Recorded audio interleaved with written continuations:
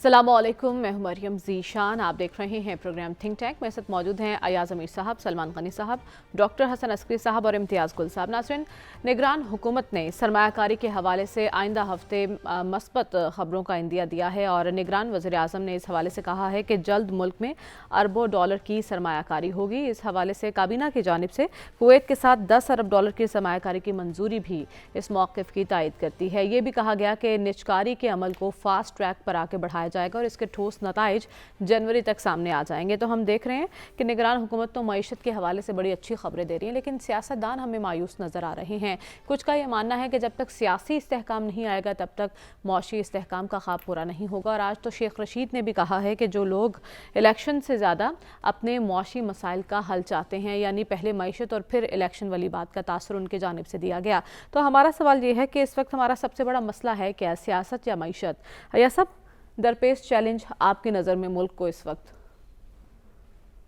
जब अपना काम छोड़ के आप कुछ और काम करने लग पड़े, तिरखान जो हैं सुन्यारे बन जाएं, दरबान जो हैं वो इमाम बन जाएं, जिनका शगफ है वो हसूल ज़र की तरफ वो कौम के हुक्मरान बन जाएं, तो फिर यही खिलवाड़ होता है जो आपके साथ हो गया है।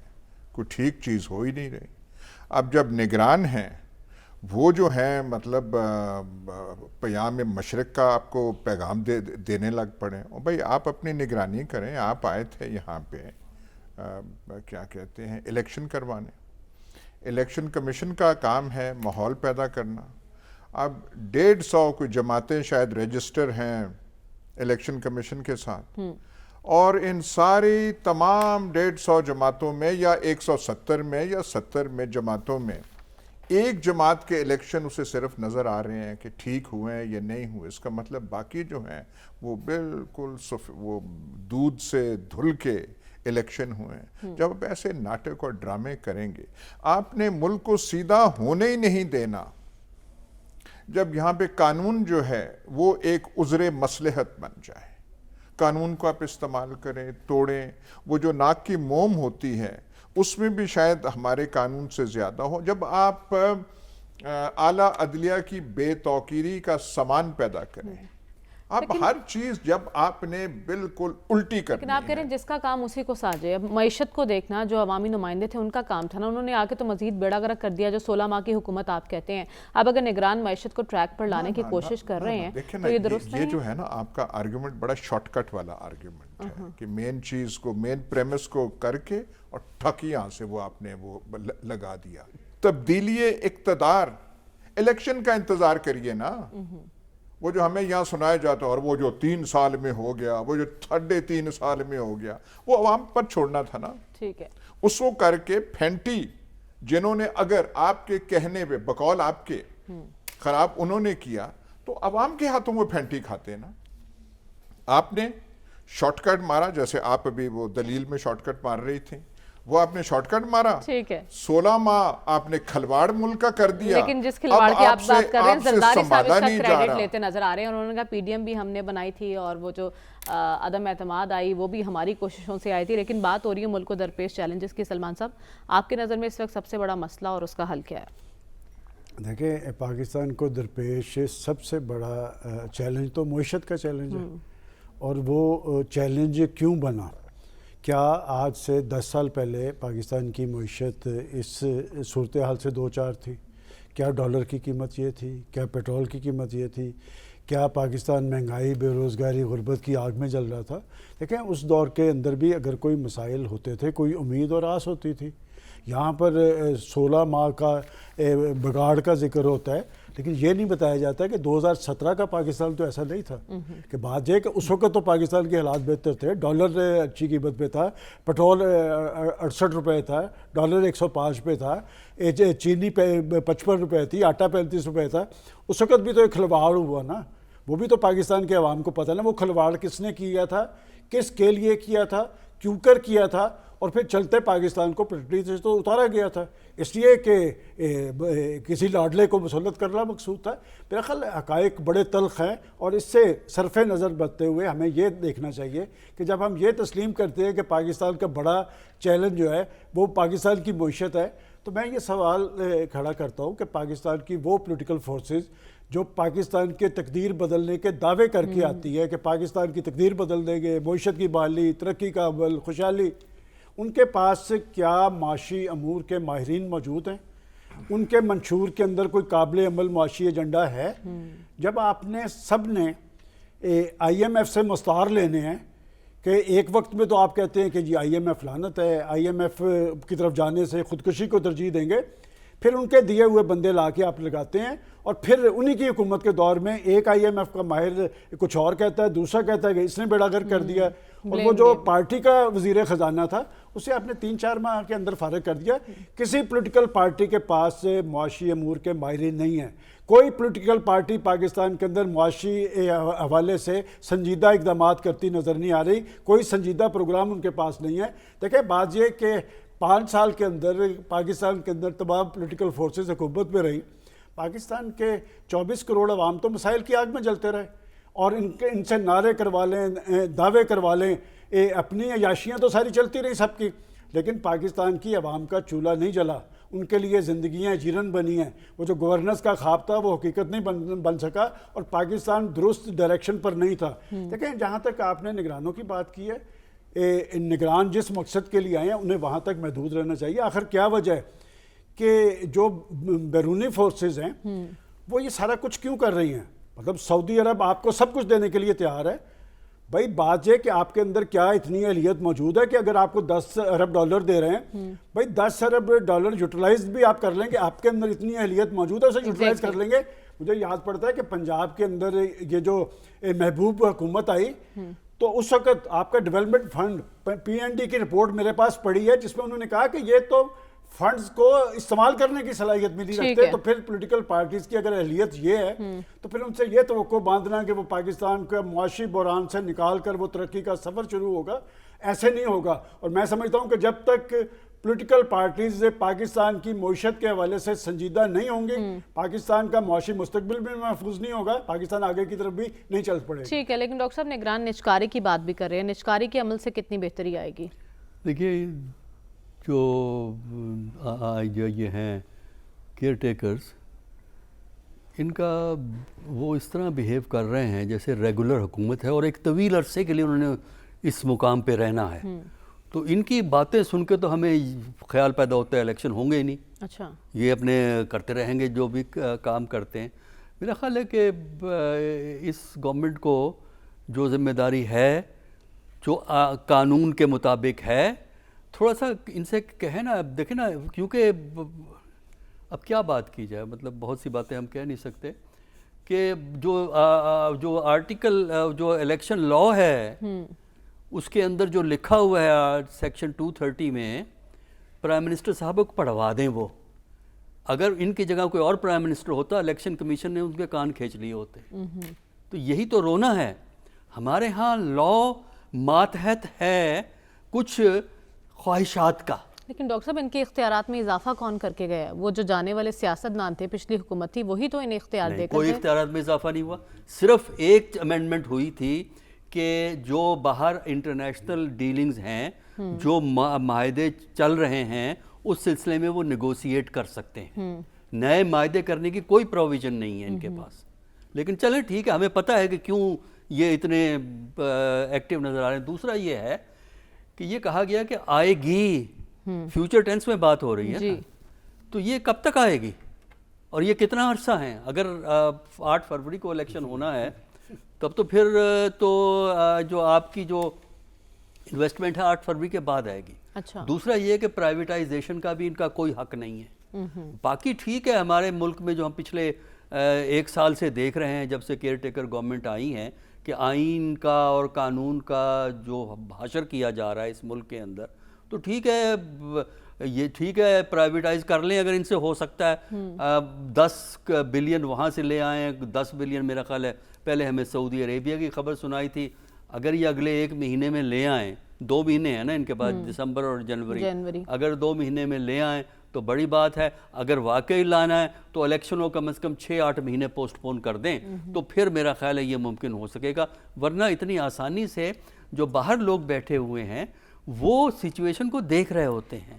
جب پولیٹیکل غیر یقینی صورتحال ہو, آپ کو یہ نہ پتا ہو کہ 2 مہینے کے بعد اس ملک میں کیا الیکشن ہوگا کہ نہیں ہوگا, الیکشن ہوگا تو اس کے بعد کون آئے گا, تقریریں تو سنیں. پھر یہ ہے کہ یہ 2 مختلف چیزیں ہیں. پولیٹیکل پارٹیز میں کیپیبلٹی ہے کہ نہیں ہے وہ آرگومنٹ ہے, اپنی مرضی سے ہم بنا سکتے ہیں. دوسرا یہ ہے کہ یہ کیئر ٹیکر گورنمنٹ کیا کر سکتی ہے, یہ 2 مختلف فیلڈز ہیں. اور اس وقت جو ہے نا کیئر ٹیکر گورنمنٹ اگر اچھا الیکشن کرا دے, فیئر الیکشن کرا دے, تو میرا خیال ہے یہ بہت بڑی سروس ہوگی. باقی یہ جو باتیں ہیں یہ نیشنل سروس نہیں ہے, کیونکہ 2 مہینے میں یہ انویسٹمنٹ انویسٹمنٹ یہاں لگ جائے گی, کارخانے یہاں بن جائیں گے. مجھے تو یہ جو ہے افسانوی داستان نظر آتی ہے, کیونکہ انویسٹمنٹ اتنی جلدی نہیں ہوا کرتی. انویسٹمنٹ میں ایک ٹائم پروسیس ہے وہ, اور اس کے بعد پھر آپ کے پاس انویسٹمنٹ آتی ہے. تو ہمیں نہیں معلوم 2 مہینے میں کچھ کر سکیں گے, لیکن اس پر عمل کرنا بہت مشکل دکھائی دے رہا ہے. امتیاز گل صاحب, اسٹاک ایکسچینج کے ریکارڈ دیکھیں اور ڈیفالٹ رسک میں کمی, لیکن مہنگائی 40% سے زائد ہے. کیا اس صورتحال میں کہا جا سکتا ہے کہ معیشت ٹریک کی جانب بڑھ رہی ہے؟ دیکھیں, جو معیشت مکمل طور پہ قرضوں پہ منحصر ہو وہ اس کا کولیپس ناگزیر ہو جاتا ہے. میں حیران ہوں, ہمارے ٹیلی ویژن پہ یہ باتیں ہوتی رہتی ہیں, اس میں پریشان ہو جاتا ہوں کہ اگر سیاستدانوں میں بھی ڈیبیٹ کا یہی حال ہے تو پھر ملک نے واقعتاً ڈیفالٹ ہی کی طرف جانا ہے. دیکھیں, جس ملک کے کل آمدنی آپ کی 9,000 ارب ہو, آپ کے اخراجات تقریباً 16,000 ارب ہوں, صرف آپ نے بیرونی قرضوں کی مد میں آپ نے اگر 11,000 ارب دینے ہیں تو آپ کے پاس کیا رہ جاتا ہے بارگیننگ چپ. تو آپ کا چونکہ بنیادی سوال پہلے تھا کہ پاکستان کا سب سے بڑا مسئلہ کیا ہے, تو میں سمجھتا ہوں کہ پاکستان کا سب سے بڑا مسئلہ الیکشن کے ذریعے حکومت کی تبدیلی نہ ہونا ہے. اور آپ دنیا کے بہترین ماہرین معاشیات لے آئیں, جب تک اس ملک کو اس ذہنیت سے نجات نہیں ملے گی اس وقت تک کوئی بھی ماہر معیشت اس معیشت کو ٹھیک نہیں کر سکے گا. اس لیے کہ میں کئی جگہ پہ بات ہوئی, FBR میں بھی بات ہوئی, کہتے ہیں کہ ہم ٹھیک بھی کرنا چاہیں لیکن ہمارے وزیر آ کے کہہ دیتے ہیں آپ نے ٹیکس کلیکشن میں اضافہ کرنا ہے حکومت کی, یعنی جو لوگ آپ کے ریڈار پہ ہیں ان سے مزید آپ نے ٹیکس وصول کرنا ہے. تو یہ جو طریقہ کار ہے یہ ماڈل مکمل طور پہ ناکام ہو چکا ہے. اور تمام تر بات چونکہ فارن انویسٹمنٹ کی ہو رہی ہے, دیکھیے آپ کا کیا خیال ہے کہ جن لوگوں کے حوالے سے بات ہو رہی ہے وہاں پہ کیا ڈالر درختوں پہ اگتے ہیں جو وہ ہمارے حوالے کر دیں گے؟ ایاز صاحب نے جو بات کی کہ کیا وہ دیکھ نہیں رہے, میں خیر پروفیسر صاحب نے بھی کی کہ اس ملک میں اس وقت رول آف لاء کی کیا صورتحال ہے.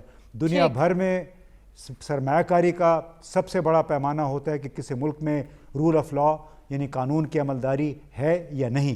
اس ملک کے حکمران آیا آپ کو ایک لیول پلینگ فیلڈ دیں گے یا نہیں, آپ کی سرمایہ کاری وہاں پہ محفوظ ہے یا نہیں. اور میں بات اس پہ ختم کروں گا کہ کولمبیا یونیورسٹی کے ڈاکٹر جیفری زاکس ہیں, انہوں نے 2-4 دن پہلے ہی ایک سیمینار سے خطاب میں یہ کہا کہ پاکستان کو چین کی طرح ایک انویسٹمنٹ پلان چاہیے, اور اس انویسٹمنٹ پلان کا بنیادی تقاضا ہے اخراجات میں زیادہ سے زیادہ کمی اور بچتوں میں زیادہ سے زیادہ اضافہ. اگر وہ آپ کے پاس نہیں ہے تو پھر یہ ملک قرضوں کی عادی ہماری, ہم اقدامات پر عمل درآمد نہیں کرتے. لیکن ہمیں آگے بڑھنا اور بات کرنی ہے نواز شریف صاحب کی. ایاز صاحب, وہ تو آپ ویسے خود ہی کہتے جاتے ہیں کہ میری سابقہ پارٹی, مجھے کہنے کی ضرورت نہیں ہے, لیکن ہم نے دیکھا کہ 21 اکتوبر کو جو تقریر کی تھی نواز شریف صاحب میں, اس میں مفاہمت کی بات تھی, اس میں سب کو ساتھ لے کر چلنے کی بات تھی اور معافی کی بات تھی کہ سب کو معاف کر کے وہ ملک کو آگے بڑھانا چاہتے ہیں. لیکن آج وہ جو باتیں کر رہے ہیں وہ اس سے بالکل مختلف ہیں. ماضی کے زخم تازہ ہو رہے ہیں ان کے, کیا یہ باتیں کر رہے ہیں وہ؟ دیکھیں نا آپ, یہ اگر میں لسٹ ابھی کہنے لگوں, ان کو لایا گیا ہے, آگے ان کو بٹھانا ہے, آکسیجن ان میں ڈالی جا رہی ہے, فائدے ان کو پہنچائے جا رہے ہیں, آسانیاں ان کے لیے پیدا کی جا رہی ہیں, قانون بھی ان کے تابع ہے, سب چیز جو حکمرانی ان کے تابع ہے. بھائی بیسک ایشو کی طرف جائیں. بیسک ایشو نواز شریف نہیں ہے, عمران خان نہیں ہے, بلاول بھٹو اور زرداری کا آپس میں ڈس ایگریمنٹ نہیں ہے. وہ کچھ طریقہ تو آپ بتائیں نا. چابی جو ہے قوموں کی آگے جانے کے لیے حکمرانی ہوتی ہے جب تک حکمرانی درست نہ ہو. گاڑی آپ رولز رائس رہے ہیں, فراری کی ریس آپ کرا لیں اور ڈرائیور ٹھیک نہیں بیٹھا ہوگا, وہ آپ ریس نہیں چلا سکتے, نہیں جیت سکتے. حکمرانی پہ آ کے ہم اٹک کیوں جاتے ہیں؟ یہاں پہ جو گردان ہو رہی ہے کہ معیشت پہلے ٹھیک ہونی چاہیے. ضیاء الحق کی آرگومنٹس ہیں یہ. الیکشن نہیں کرانے تھے, انہوں نے کہا احتساب ہونا چاہیے. پھر الیکشن, احتساب پھر انہوں نے پیچھے کیا, پھر انہوں نے کہا نہیں اسلامائزیشن ہونی چاہیے. 1400 سال سے تو اسلامائزیشن ہو نہیں سکی, تو آپ نے کرنی ہے. جب تک آپ کا ٹینیور ہے اور آپ کہتے ہیں جی اسلامائزیشن ہوگی پھر الیکشن ہوگا. اب یہ اکانومی ٹھیک ہوگی. اکانومی ایسی دلدل ہے کہ پتہ ہی نہیں ہے کہ کتنی ہم کھائی میں جا چکے ہیں, تو وہ پہلے ٹھیک ہوگی. اس کا مطلب ہے پوسٹپون کر دینا. ڈاکٹر صاحب نے تو کثر نفسی سے بات کی ہے کہ 6-8 مہینے الیکشن نہ کرائیں, اور 10 سال نہ کرائیں نا. پھر محسن نقوی صاحب بیٹھے رہیں اور جو اور ہیں نگران وہ بیٹھے رہیں اور تماشے یہاں پہ اڑائیں. نواز شریف ہیں جو بھی ہیں, اور بھئی آپ 3 دفعہ وزیر اعظم رہ چکے ہیں, عمر کے اس حصے میں ہیں, اور آپ نے کتنی دولت بنانی ہے. وہ کوئی قوم کی بات تو آپ کر لیں نا. خدا را جو بھی ہے, ہمارا مفاد کیا ہے, پیپلز پارٹی کا کیا ہے, کسی اور کا کیا ہے, طریقہ کار وضع کریں. الیکشن کے ذریعے جو امتیاز گل صاحب کہہ رہے تھے کہ وہ یہاں پہ چینج بغیر الیکشنوں کے, اور آپ کو میں پھر دہرا رہا ہوں بات, اتنا درد تھا اس 3-3.5 سالہ حکومت کا, تو انتظار 1 سال کرتے نا. الیکشن میں پھینٹی دیتے, مار دیتے ان کو, اور ان کے پیچھے وہ جو عوام پڑی ہوتی, وہ آپ نے ایسے حالات پیدا کر دیے. یہ جو کوئی ایگزمپلری حکومت تھی شہباز شریف کی, نالائکوں کا ٹولہ انہوں نے یہ پاکستان کے ساتھ کیا ہے. اور ان کو بات سن, اب شرم کا لفظ بڑا سٹرونگ لفظ ہے, میں نہیں کہتا, ان کو کچھ بھی نہیں وہ فیلنگ آتی. آپ نے اپنے کیسز تو سارے ٹھیک کر دی. اسحاق ڈار کے کیس ٹھیک ہو گئے, شہباز شریف کے ہو گئے, ہمیں یاد بھی رہے, آشیانہ بھی ٹھیک ہو گیا, حدیبیہ بھی ٹھیک ہو گیا, سارے ٹھیک ہو گئے. وہ آپ کی صحت بڑی ٹھیک, چمکدار سوٹ پہنے ہوئے ہیں, ہیٹ پہنے ہوئے ہیں آپ نے.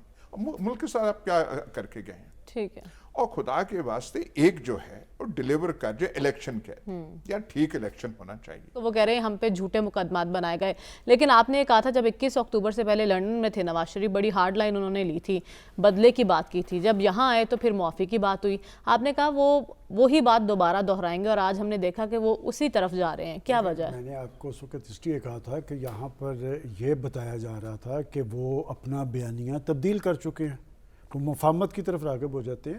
دیکھیں, پاکستان مسلم لیگ نون کی بڑی حقیقت نواز شریف صاحب ہی ہے.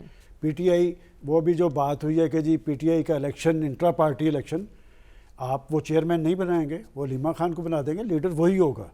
آپ اس طرح کی تکنیکی معاملات سے, عدالتی فیصلوں سے آپ کسی سیاستدان کو پیچھے تو کر سکتے ہیں, اس کا رول ختم نہیں ہو سکتا. لیکن بات یہ کہ یہ جو بار بار ایک بات کی جا رہی ہے انتخابات, دیکھیں اصولی بات تو بہت ٹھیک ہے کہ جی بڑا ہی شفاف انتخابات چاہیے. بات یہ کہ یہ ہماری روایات نہیں ہیں. یہ ایک باری کا بخار تھا جو ہمیشہ چڑھتا ہے, کیوں کر چڑھتا ہے کہ جب اپنی باری ہوتی ہے تو سب کچھ ٹھیک ہے, جب دوسروں کی باری ہوتی ہے تو یہاں پر جوش اور جذبہ نہیں. ہمیں تو وہ بات کرنی چاہیے, اس میں کوئی شک نہیں کہ پاکستان کے اندر سیاسی استحکام تبھی آئے گا جب پاکستان کی پولیٹیکل پارٹیز کو عوام کی تائید اور حمایت حاصل ہوگی. جب جنوبی پنجاب صوبہ اتحاد نہیں بنیں گے, جب پاکستان کے مسند اقتدار پر لا کر بٹھایا نہیں جائے گا کسی لاڈلے کو, وابستگیوں کی تبدیلی کا عمل نہیں ہوگا کہ 20 سال میں نے سٹرگل کی ہے اور جن موقع پرستوں اور ان کے خلاف جدوجہد کی تھی وہ سارے موقع پرست سانس لے لیے گئے. یہ تماشا بند ہونا چاہیے اس ملک کے اندر. بات ہے کہ اگر پولیٹیکل پارٹیز یا پولیٹیکل لیڈرشپ کے پاس کچھ ہے, آپ نواز شریف کو کچھ بھی کہہ لیں, بات ہے اس کے دور اٹھا کے دیکھ لیں, وہ ڈیلیور کر رہا تھا. اور اسے کیوں نکالا گیا سب کو پتا ہے, کس نے نکالا تھا, کیوں کر نکالا تھا, کس وجہ سے نکالا تھا, اور مدعی کون تھا. ایک سیاستدان کو نااہل قرار دینے کے لیے وہ مدعی بھی ایک سیاستدان تھا جو اداکار تھا. تو بات ہے کہ جب تک یہ تماشا اس ملک میں چلے گا یہ ملک نے آگے نہیں جانا. اگر پاکستان کی سیاسی قوتیں چاہتی ہے کہ پاکستان کے اندر سیاست اور جمہوریت مضبوط ہو تو پھر عوام کی حالت زار بہتر بنانی پڑے گی. پھر چور دروازوں پہ نظر نہیں رکھنی ہوگی. جن ملکوں کے اندر جمہوریت مضبوط ہے وہاں پر جمہوریت ڈیلیور کرتی نظر آتی ہے. یہاں پر آپ دیکھیں پنجاب کے اندر، پنجاب پاکستان کا سب سے بڑا صوبہ ہے، ایک جاہل مطلق کو لا کے بنا دیا گیا چیف منسٹر. کس سے انتقام لینا تھا؟ پورے پنجاب سے انتقام لینا تھا نا. اور اس سے پہلے یہ بیٹھے یہاں پر پوچھ لیں ان سے کہ ڈی سی اوز کے عہدے نیلام ہوتے رہے ہیں. کس کو نہیں پتا کہ اسٹاک ایکسچینج کا دفتر کھلا ہوا تھا؟ یہ شفافیت تھی آپ کی، یہ تبدیلی سیاست تھی. میرا خیال شرم آنی چاہیے، ڈوب مرنا چاہیے ایسی سیاست کرنے سے. اسی لیے پاکستان کے عوام مسائل کی آگ میں جل رہا ہے. ابھی جو معیشت کا ذکر کیا گیا، انہوں نے ٹھیک کہا امتیاز گل صاحب نے کہ قرضوں کی معیشت ہے. جس ملک میں قرضوں کے عوض بھی قرضے لیے جائیں، قرضے لے کر قرض ادائیگی کی جائے، اور وہ جو کہتے تھے کہ جی قرضوں کی معیشت پہ کمیشن بنایا ہے 25,000 ارب سے 49,000 ارب کس کے دور میں ہوا؟ لائی ذرا اس سے کمیشن کی رپورٹ نکال لیں. ماضی کی باتیں کر رہے ہیں نا نواز شریف صاحب بھی ماضی کی باتیں کر رہے ہیں. ہم یہ کہہ رہے ہیں کہ ماضی کو کیوں دہرایا جا رہا ہے؟ آگے بڑھنے کی بات کیوں نہیں کی جا رہی سلمان کسی کے پاس ہے ہی نہیں ڈاکٹر صاحب؟ دیکھیں آپ کو اتنا پریشان نہیں ہونا چاہیے. نواز شریف صاحب کی اگر وہ ٹف ٹاکنگ کر رہے ہیں، سخت گفتگو کر رہے ہیں، دیکھیے جب وہ آئے ہیں فیسیلیٹیٹ ہوئے ہیں، وہ تو سب کو پتہ ہے، مطلب فیکٹس ہی ہوتے ہیں.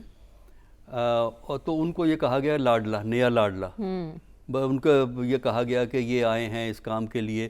تو اور پھر آپ نے یہ دیکھا کہ اس خطاب کو انہوں نے پسند بھی نہیں کیا تھا، کم سے کم پی ایم ایل این نے.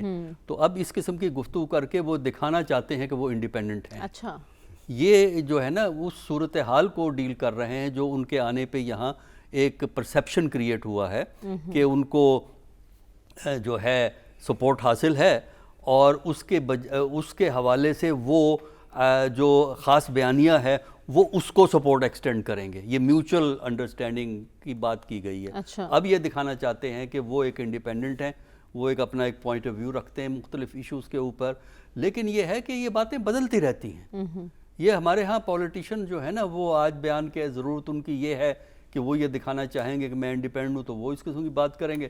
کل کو کچھ اور ضرورت ہوگی، یا کل کو اگر ٹارگٹ کچھ اور ہوگا تو وہ اس کے حوالے سے بات کریں گے. اصل دیکھنا آپ نے یہ ہوتا ہے کہ ایکچولی میدان میں ہوا کیا ہے اور کس طرح ہو رہا ہے. تاریخ کو سلیکٹیولی اپنی مرضی سے واقعات کو اٹھا کے نیریٹو جو نواز شریف صاحب کریٹ کر رہے ہیں، نواز شریف صاحب نے کیا یہ ہے کہ تاریخ میں سے اپنی مرضی کی چیزیں نکالی جو آج گفتگو کی ہے، اور ان کو اپنی مرضی کے معنی دیے ہیں. تو تاریخ کو تو ڈسٹارٹ اگر کرنا ہے تو وہ تو بڑی آسان ہے. ہمارے ہاں تو کمال ہے، ہمارے ٹیلی ویژن پروگراموں میں جو تاریخ کی داستان سناتے ہیں، ہر کوئی اپنی تاریخ سناتا ہے، اپنے حساب سے تاریخ سناتا ہے. تو جب تک آپ میں دیکھیے، جب تک انسان کم از کم اپنے آپ سے سچ بولنا نہ شروع کرے، دیکھیے دوسروں کو تو چھوڑ دیجئے، اپنے آپ سے سچ بولے اور دیکھے کہ اس نے کیا کیا ہے اور اس کے دور میں کیا ہوا ہے، اور اس پہ متعلق جو باتیں کہی جاتی ہیں. پاکستان کو تو چھوڑ دینا، آپ باہر بھی جو باتیں کہی جاتی ہیں جو ریکارڈ پہ موجود ہیں. ہمارے ہاں ریکارڈ اور ہسٹری کو تو کوئی نہیں مانتا نا.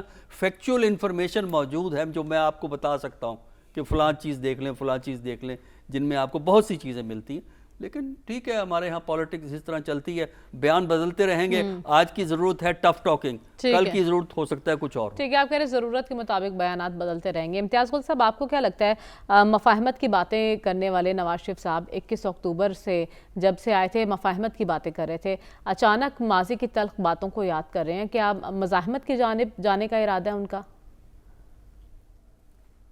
بقول ایاز امیر صاحب کہ آپ بھی بہت بھولی باتیں کرتی ہیں، اس لیے کہ ہمیں پتہ ہے کہ ان کے مزاج کیا ہیں، ہمیں پتہ ہے کہ ان کے دلوں میں کتنی کدورتیں ہیں. کچھ لوگ اس پہ پریشان ہو جاتے ہیں، جذباتی ہو جاتے ہیں، لیکن آپ نے دیکھ لیا کہ ادھر باپ بیٹا آپس میں ایک لحاظ سے بھیڑ بیٹھے ہیں، ادھر ان لوگوں کی کبھی ایک بات کر رہے ہیں، کبھی دوسری بات کر رہے ہیں، اور آپس میں وہی جو میں ماضی میں نہیں جانا چاہتا تھا لیکن ابھی ہے کہ وہ سڑکوں پہ گھسیٹنے کی اور آج کل جو دشنام ترازی ہو رہی ہے. تو ہمیں اب تک یہ سمجھ جانا چاہیے کہ یہ لوگ جو ہیں، یہ ہماری قیادت جو ہے، ان کے دلوں سے کدورتیں نہیں نکلنی ہیں. اور انہوں نے جو میں شروع میں بات کر رہا تھا کہ جب تک پاکستان اس ذہن سے، اس مائنڈ سیٹ سے نہیں نکلے گا، پاکستان ترقی نہیں کر سکے گا. میں اس بات پہ پریشان ہوں کہ پورا میڈیا جو ہے گزشتہ چند دنوں سے، جب سے خاص طور پہ نواز شریف صاحب واپس آئے ہوئے ہیں، شخصیات پہ بحث میں مصروف ہے. یہ جو آپ کا آج کا نقطہ تھا میجر کہ پاکستان کا مسئلہ کیا ہے، اس مسئلے کی طرف کوئی نہیں جا رہا. باہر سے لوگ آ کے ہمیں لیکچر دے رہے ہیں کہ آپ کا مسئلہ کیا ہے, لیکن ہم یہ کہہ رہے ہیں کہ کون نواز شریف چھوٹا ہے, شہباز شریف بڑا ہے, زرداری کو کیا ہو گیا ہے, بلاول کیا کر رہا ہے. ہمیں خدارہ تھوڑا سا ہمیں اس سے آگے جانا چاہیے. ہمیں شخصیات کے دفاع کی بجائے بہتر مستقبل کے اسٹریٹجیز پہ توجہ دینی چاہیے. ان لوگوں کو, تمام سیاسی قیادت کو بہتر منصوبہ بندی کی طرف راغب کرنا چاہیے. اس بات یہ کہنا چاہیے کہ اگر آپ اپنے ساتھ ایک اکنامک ماہرین معیشت رکھتے ہیں تو پھر ان کو کام بھی کرنے دیں, ان کو آزادی سے اپنی جو سفارشات ہیں یا اپنی تجاویز ہیں اس پہ ان کو عمل درآمد بھی کرنے دیں. یہ نہیں ہو سکتا کہ آپ اپنی سیاسی ترجیحات کے مطابق اپنے مفاد کی خاطر کہہ دیں کہ یہ پیسے یہاں سے کاٹ کے وہاں لگا دو, وہاں سے کاٹ کے ادھر لگا دو. اس طرح سے یہ ملک چلنے والا نہیں ہے, یہ فارمولہ ناکام ہو چکا ہے. میں سوچنا ہوگا. ہمیں پروگرام میں آگے بڑھنا اور بات کرنی ہے. ایم کیو ایم کی جانب سے معذرت کر لی گئی ہے نون لیگ سے اپنی روایتی سیٹوں پر سیٹ ایڈجسٹمنٹ کرنے سے. اس کی کیا وجہ ہے, جانیں گے اس بریک کے بعد. Stay with us.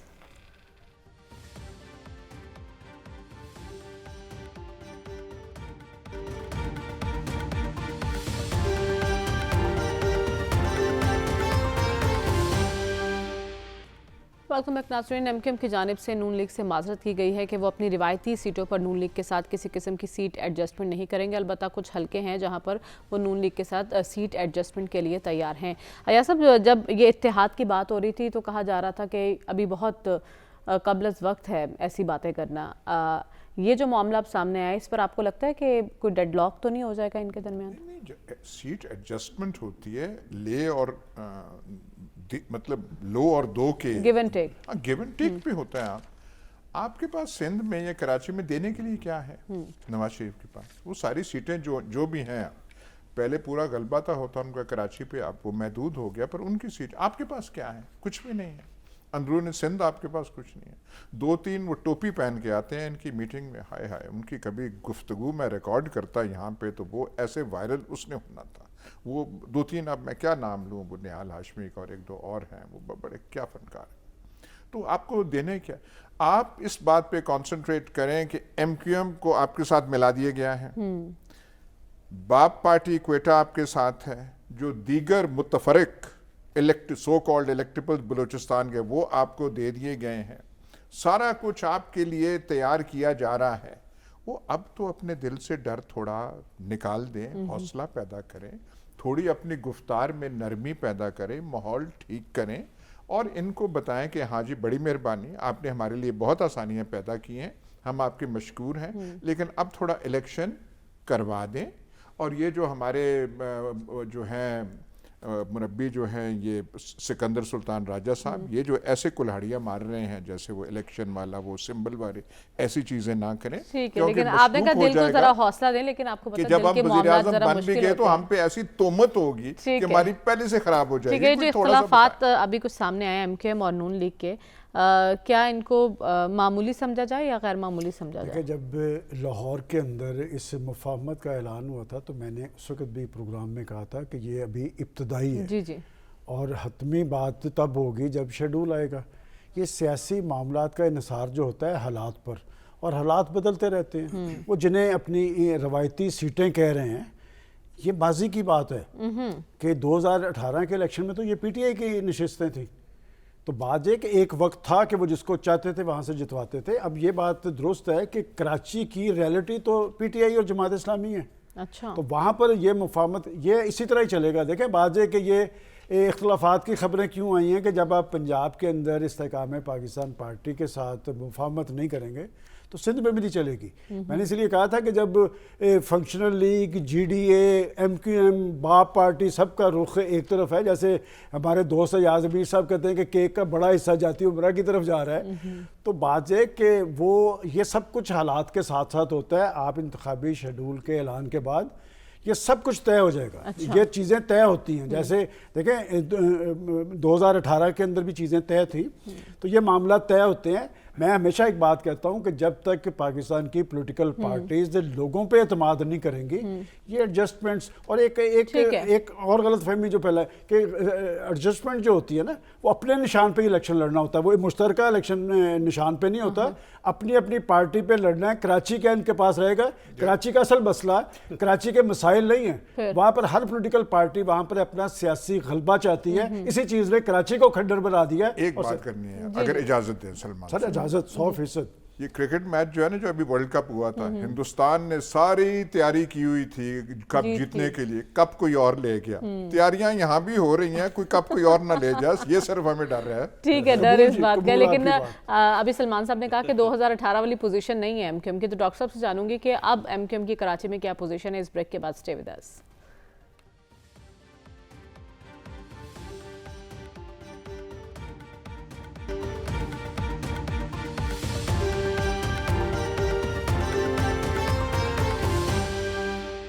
Welcome back ناظرین۔ ڈاکٹر صاحب، بریک پر جانے سے پہلے سوال آپ کے لیے چھوڑ کے گئی تھی کہ ایم کیو ایم آج بھی سندھ کے شہری علاقوں کی ایک بڑی حقیقت ہے؟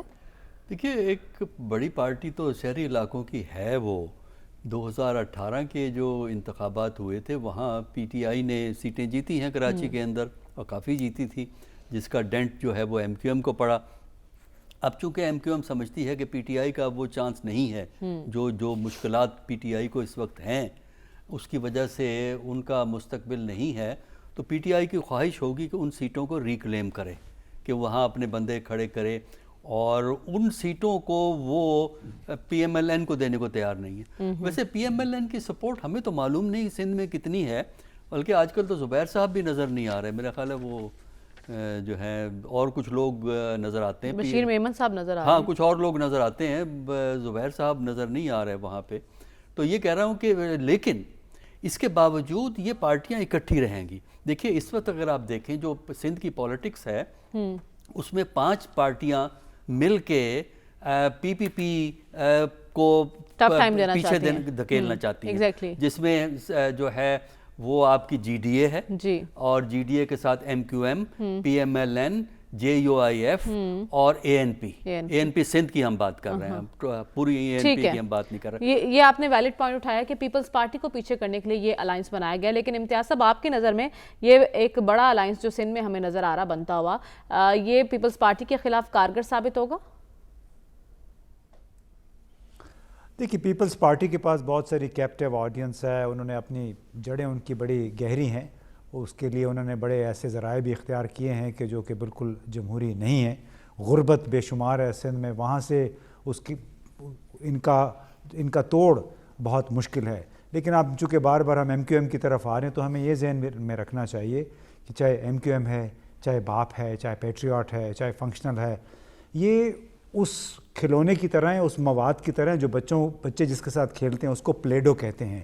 انہیں پلیڈو کو آپ ضرورت کے مطابق توڑ مروڑ سکتے ہیں، اس کی شکل بنا سکتے ہیں، تو جب بھی ضرورت پڑتی ہے ان جماعتوں کو توڑا مروڑا جاتا ہے، عام ٹوسٹنگ کی جاتی ہے تاکہ اپنی مرضی کے نتائج حاصل کر سکیں۔ اب اپنی مرضی کے نتائج کیا ہیں وہ آپ سب کو پتہ ہے، کیونکہ گزشتہ 1.5-2 سال کے دوران اس ملک میں جو کچھ ہوا ہے، لیکن یہ جو اتحاد بنا ہے، اس اتحاد کے بعد بھی مرضی کے نتائج نہ ملے تو پھر کیا ہوگا؟ یہ ایک بڑا سوال ہے۔ پروگرام سے اجازت دیجیے، اللہ حافظ۔